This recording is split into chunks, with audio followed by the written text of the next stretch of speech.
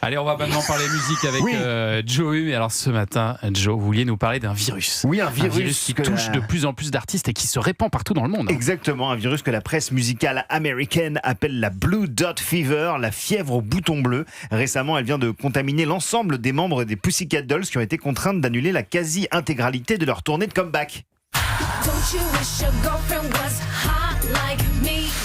Don't you wish your girlfriend was a freak like me? Don't you?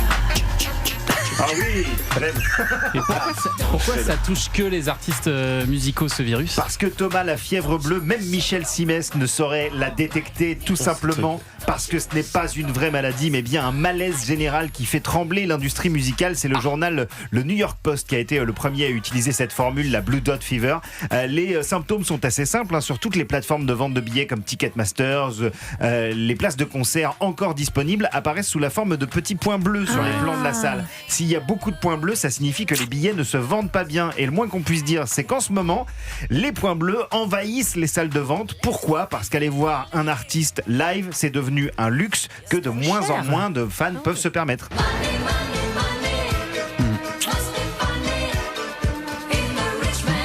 Cette épidémie de la fièvre bleue, c'est la conséquence d'une hausse vertigineuse donc du prix des places de concert durant les 5 dernières années. C'est délirant. C'est assez délirant. L'investissement budgétaire que représente une tournée pour les artistes, ça explose aussi. Et puis il y a le problème du volume, c'est-à-dire que trop d'artistes qui tournent en même temps, impossible pour les fans de financer tous les concerts. Et puis il y a aussi une raison un petit peu plus pernicieuse qui raconte quelque chose de l'époque, je trouve. Quand les maisons de disques boostent les chiffres de streaming de certains artistes qu'ils essayent de survendre et que ces derniers se disent on fait des millions d'écoutes donc on va partir en tournée. Parce que tout le monde n'est pas forcément au courant. Les maisons de disques, c'est vrai, ont ce qu'on appelle des fermes à streaming. Voilà. C'est-à-dire pour gonfler les chiffres et donner l'impression que les artistes sont écoutés par des millions et des millions de gens, ce qui n'est pas forcément le cas. Ce qui est pas ça permet de lancer parfois des carrières, de lancer des disques. Tout à fait. Et c'est comment dire, ça existe, c'est partout. Sauf que lorsqu'il faut véritablement remplir des salles, les robots qui écoutent des disques, ils ne sont pas forcément présents pour acheter des billets. Donc c'est plus difficile. Tout le monde ne s'appelle pas Céline Dion qui, elle, lorsqu'elle a annoncé sa tournée de concert, les fans ont tous répondu évidemment. Bien sûr.